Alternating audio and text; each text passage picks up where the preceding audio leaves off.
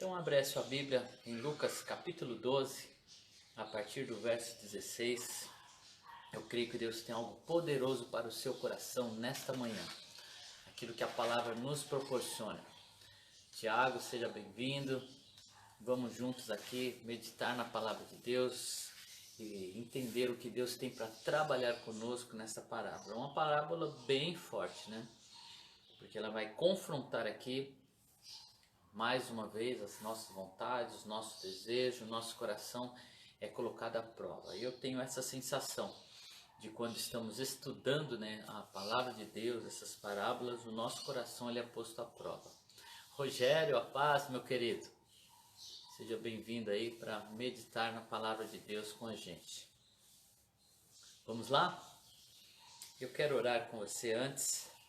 E aí nós vamos para esse texto maravilhoso da palavra de Deus. Senhor, nesta manhã, ó Pai, que o Senhor venha nos conduzir pela Tua palavra.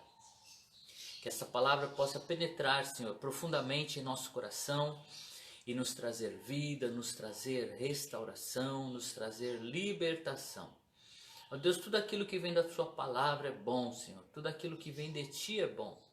Por isso, Senhor, eu creio que esta manhã, Senhor, será uma manhã marcante para nós. Ó Deus, e para todos aqueles que estão com o olhar voltado para Ti. Leva-nos, Senhor, a crescer. Leva-nos, Senhor, a amadurecer, ó Pai. Traz vida ao nosso coração. Traz força, Senhor, para que possamos romper. Em nome de Jesus, Senhor, que a Sua palavra nos conduza, Senhor, por esta vida. Para que a nossa vida não seja desperdiçada, Senhor, em coisas que não fazem sentido. Prepara o nosso coração, livra-nos de toda distração. Não deixe, Senhor, ficarmos dispersos, mas em nome de Jesus, prepara uma boa terra para a preciosa semente da Tua palavra ser plantada. Amém? Graças a Deus. Bom dia, Cleide. Sejam bem-vindos. Então vamos ler a palavra do Senhor. Lucas capítulo 12, do verso 16 ao 21, é uma parábola curtinha aqui, mas tem muitos ensinamentos. Diz assim: E lhes proferiu ainda uma parábola dizendo: O campo de um homem rico produziu com abundância, e arrazoava consigo mesmo dizendo: Que farei? Pois não tenho onde recolher os meus frutos. E disse: Farei isto. Destruirei os meus celeiros, reconstruí-los-ei maiores, e aí recolherei todo o meu produto e todos os meus bens. Então direi à minha alma: Tens em depósito muitos bens para muitos anos. Descansa, come, bebe e regala-te. Mas Deus lhes disse: Louco, esta noite te pedirão a tua alma, e o que tens preparado para quem será? Assim é o que entesoura para si mesmo e não é rico para com Deus. Então essa parábola, né, ela vai tratar aqui algumas questões em nosso coração, entre elas, né, a avareza, pessoa que pensa só em si mesmo, como diz aí uma expressão popular, né? Ele só olha para o seu próprio umbigo. A paz, Ana Lúcia, seja bem-vinda aqui. E essa parábola nos leva, né, a pensar, né, nas palavras, né, desse homem, ver que tudo era dele, né? Ele dizia assim: os meus frutos, os meus celeiros, o meu produto, os meus bens. Em nenhum momento esse homem ele diz assim que vai ajuntar para a sua família, para os seus empregados, né? O olhar dele é um olhar voltado somente para ele. E esse é um problema, né? Quando a pessoa não consegue olhar além de si mesmo. Ele vê aquilo que Deus coloca em suas mãos como sendo apenas para o seu próprio deleite, o seu deleite pessoal. Então ele diz: os meus frutos, né? Tudo aquilo que é meu, para o meu descanso. E é interessante que no início da parábola diz que um homem rico, então era alguém que já tinha riquezas, né? Já tinha uma vida confortável, alguém bem sucedido na lavoura, alguém que fazia as suas coisas com excelência e já tinha bens, né, que ele possuía. E a preocupação dele não é com a falta, a preocupação dele é por ter produzido além do que ele pensou. Na verdade, uma notícia como essa, né, deveria trazer sossego e não preocupação. Olha, eu planejei algo, eu pensei em ter uma quantidade e agora veio além do que eu pensei. O que eu vou fazer com isso, né? Era para ele falar assim, Deus, eu tenho além do que eu pensei, então eu estou tranquilo. Mas não, ele falou assim, puxa, os meus celeiros não podem guardar tudo que eu tenho. Ao invés de celebrar, né, falando assim, puxa, graças a Deus, eu vou encher os meus celeiros e ainda vai sobrar. Com aquilo que sobrar, eu posso abençoar, eu posso alcançar outros, mas ele se preocupava em guardar tudo.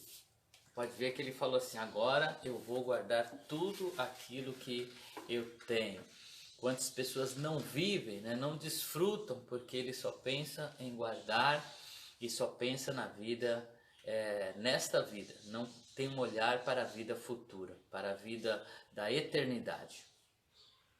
Olha só que expressão que Davi usou quando ele estava economizando, guardando, né, ajuntando, dispondo dos seus bens para construir o templo. E ele convocou todo Israel para investir, né, na construção do templo do Senhor. E quando ele viu, né, aquela quantidade crescendo e tendo ali para investir naquela obra, Davi, lá em 1 Crônicas 29:14, diz assim: porque quem eu e quem é o meu povo para que pudéssemos dar voluntariamente estas coisas. Então Davi se questiona dizendo assim, quem sou eu para contribuir?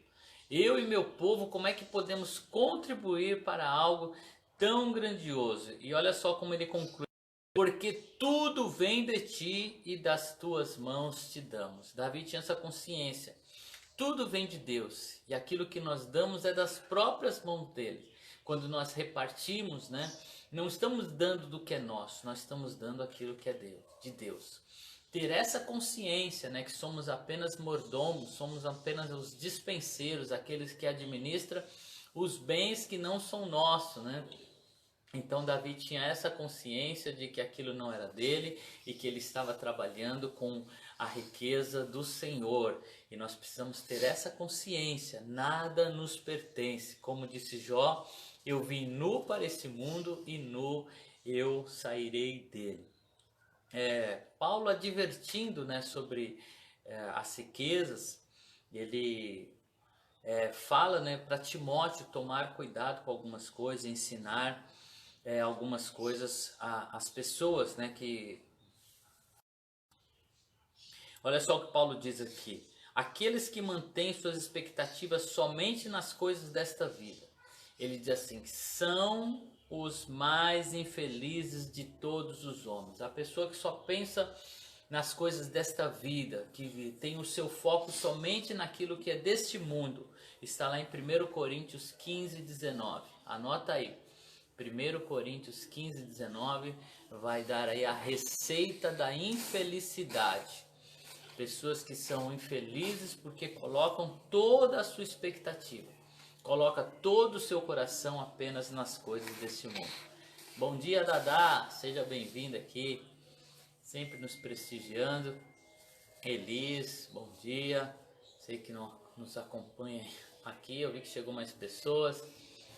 O Tiago, Moacir, Deus abençoe a vida de vocês. Então, se o nosso coração estiver somente nas coisas deste mundo, seremos infelizes. Jesus chama aquele homem de louco, né? Porque ele não pensou, e aqui é o segundo ponto dessa parábola, é isso que realmente Deus me chamou muita atenção enquanto eu estudava essa parábola. Silene, seja bem-vinda. A questão que este homem não pensou nem um momento na possibilidade de morrer ou de se preparar para a vida além do túmulo. Quantos de nós vivem, né, nesta vida e realmente não param para pensar que um dia vão morrer? É por isso que Salomão diz lá em Provérbios, né, que vale mais ir a um sepultamento, a um velório, do que em uma festa, porque nesse ambiente, né, no ambiente de um velório, é onde nós temos consciência de quão breve é a nossa vida e de que tudo vai passar e um dia nós também partiremos. Algumas pessoas não querem falar sobre a morte, elas têm medo de falar sobre a morte, mas nós não podemos ter esse medo. Temos que realmente pensar. E essa parábola nos leva a pensar sobre isso. Um dia nós morreremos. E nós temos que considerar isso. E considerar que esse dia pode ser hoje. Por quê? Porque assim estaremos preparados para a partida. E eu quero contar para vocês aqui um testemunho da minha vida, quando Deus ministrou ao meu coração esta verdade. Eu trabalhava ali no Centro Velho de São Paulo e eu saía, geralmente eu saía meio em cima da hora, né? Saía no tempo suficiente para chegar no trabalho. E eu ia de moto para o trabalho. Mas teve um dia que eu acordei mais cedo, sabe aquele dia que tudo acontece e de uma forma que você se adianta. Você vai procurar sua roupa, tá no jeito, você vai fazer as coisas, tá tudo no jeito, você toma café. Eu sei que meia hora antes daquilo que eu costumava sair, né, eu estava pronto. E eu desci para pegar minha moto e trabalhar. E quando eu cheguei, eu tinha essa consciência, porque Deus ele preparou esse momento para mim ensinar esta verdade. Então, era exatamente meia hora que eu estava adiantado. E quando eu fui sair com a minha moto da garagem, eu vi ali uma antena, essa antena para linha de pipa, né? Que o meu irmão tinha me dado há um tempo e eu não tinha conseguido colocar ainda na moto. E eu vi aquela antena ali, eu falei, puxa, eu estou adiantado, eu vou colocar aqui essa antena e vai ser muito rápido. Só que aquilo demorou, tudo aquilo que me adiantou antes, né? Ali atrasado, eu tinha que fazer um furo assim no guidão da moto e a broca não ia, estava cega e aquilo foi demorando.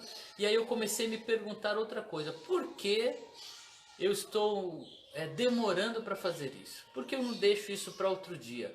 Mas no meu coração parece que eu sabia que eu precisava fazer aquilo. E aí eu comecei a pensar, quem sabe vai ter uma linha de pipa, Deus está querendo me livrar disso. E eu fiquei a insistir. E eu levei exatamente meia hora para colocar aquela antena. E na minha mente ficava questionando, né? No meu coração. Porque é aqueles momentos que Deus quer te ensinar algo. E eu saí, né, no horário de sempre. Todo aquele tempo que eu tinha adiantado se foi, eu saí no horário de tempo. E eu fui, durante o caminho pensando, por que eu me atrasei, né, ou eu perdi aquela meia hora que eu tinha de vantagem. E quando eu estava ali na Radial Leste, mais ou menos ali próximo ao Belém, né, eu vi que a radial estava fechada num ponto e as pessoas estavam desviando, e eu ali com a minha moto eu vi que tinha um acidente. E geralmente eu não paro, né, para ficar olhando, não tenho essa curiosidade. Pelo contrário, quando é acidente, eu não gosto, né, de ver, que depois aquilo fica muito tempo na minha mente. Mas o Espírito Santo me fez parar. Eu parei ali no posto e fui ver o que tinha acontecido ali. E quando eu cheguei era um acidente com moto. O motoqueiro tinha caído embaixo de um ônibus, o ônibus passou por cima dele e ficou uma cena terrível. E aí eu vi aquela cena, e quando eu estava saindo tinha pedaços, né, de miolos assim no asfalto, uma cena muito forte. E eu fui me afastando dali, e aí Deus me levou a perguntar, né, para as pessoas que estavam ali, quando foi que aconteceu esse acidente? E aí alguém me disse assim, olha, faz meia hora que aconteceu esse acidente. E aí é onde eu quero repartir contigo o que Deus me ensinou naquela manhã. Porque o Espírito Santo começou a falar comigo dizendo assim, era a hora que você está passando aqui. Você está passando exatamente nesse momento que aconteceu o acidente. E se fosse com você? E eu olhei aquele corpo no meio do asfalto e Deus começou a falar comigo dizendo: se ali fosse o seu corpo, ali, aqui, hoje aqui estivesse encerrado a sua vida, do que você se arrependeria de não ter feito? Então aquilo foi tão forte, aquela experiência, eu comecei a olhar ali e falei, puxa, se a minha vida tivesse encerrado hoje, eu teria prazer nela, eu teria tristeza com ela. Então a pergunta de Deus para mim foi: o que você teria se arrependido de não ter feito? Não era aquele momento, né, que nós somos questionados sobre o que fizemos, aquilo que nos leva a um arrependimento por ter feito coisas erradas. Na verdade, o que Deus me perguntou foi: o que você deixou de fazer? E aí eu subi na minha moto, né, e continuei o trajeto, e foi uma experiência tão forte que aquilo me dava náuseas, né, enquanto eu dirigia. E eu realmente pensei assim, o que eu poderia ter feito? E aí eu entendi da seguinte forma aquele episódio: Deus está me acrescentando um tempo, Deus está me dando uma oportunidade. O que eu vou fazer com ela? Se Deus estiver me acrescentando uma semana de vida, o que eu vou fazer nesta semana que Deus está me dando? Se Deus está me dando um mês, e entre as coisas que eu pensei ali, né, foram coisas espirituais. Uma das coisas foi: eu gostaria de falar, de repartir, né, o evangelho com o meu avô. Gostava muito do meu avô, né, tive muito tempo com ele, mas eu nunca tinha tido coragem de falar do amor de Deus para ele. Então eu criei coragem, eu falei, eu não quero carregar isso, né? E eu fui, compartilhei o evangelho com meu avô aceitou a palavra, ele se converteu, né? Eu conduzi o meu avô, na época ele era cadeirante, né? Tinha perdido o movimento das pernas, ele foi batizado nas águas porque eu criei coragem, né? Porque eu comecei a pensar sobre a morte, não sobre a vida. E aí eu comecei a fazer coisas que produziam vida, né? 3 meses depois que o meu avô se converteu, o Senhor o recolheu. Então, né, esse pensar sobre a morte, né, sobre o que eu deixaria de fazer, foram outras coisas também, não dá tempo de compartilhar, mas a consciência de que a nossa vida é passageira. E aí eu te pergunto, né, nesta manhã, do que você se arrependeria de não ter feito se chegasse hoje o dia da sua partida?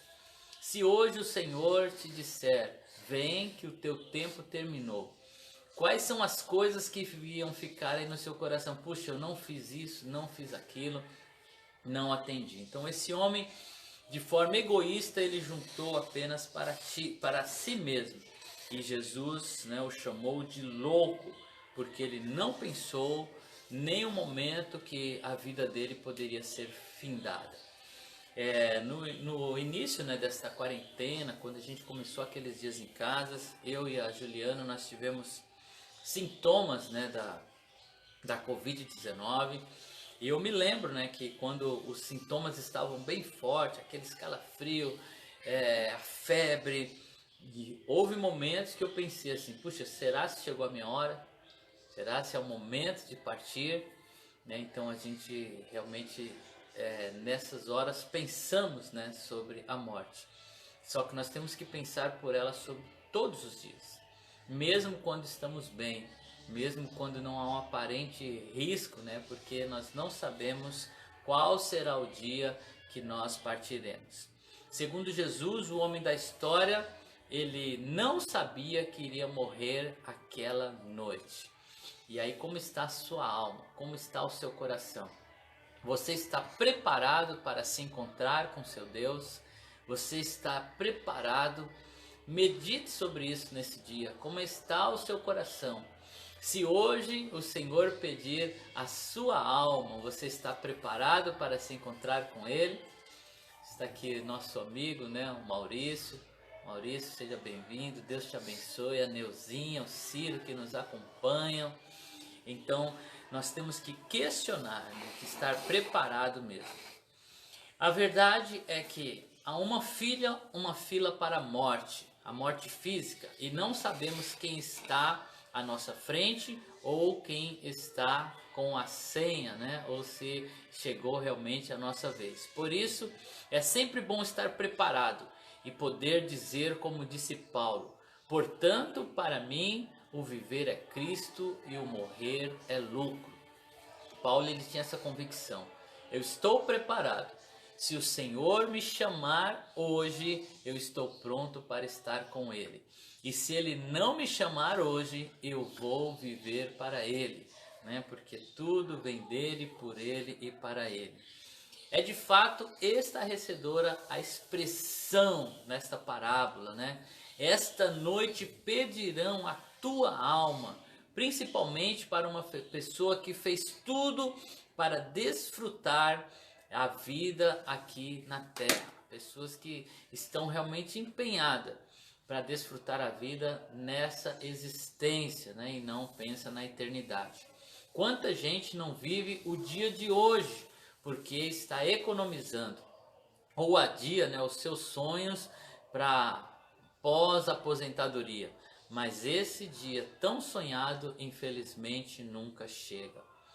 Planejar a aposentadoria, né, não tem nada de errado com isso. Pelo contrário, né, nós temos que realmente pensar, economizar, se preparar para um dia, né, que a gente venha a se aposentar e ter recursos, não ficar aí precisando, né, de outras pessoas. Então isso realmente é sábio fazer. Porém, nós temos que pensar além disso, pensar na vida futura, pensar na eternidade. No final da história, o Senhor Jesus, ele afirmou o seguinte: assim é o que entesoura para si mesmo e não é rico para com Deus. Não grajeou, não foi atrás, não se preparou ou não juntou tesouros no céu. Há pesquisas que dizem que 10% dos ricos do mundo, eles controlam 90% das riquezas, enquanto metade dos habitantes, né, do mundo está aí fazendo dieta, outra metade está passando fome.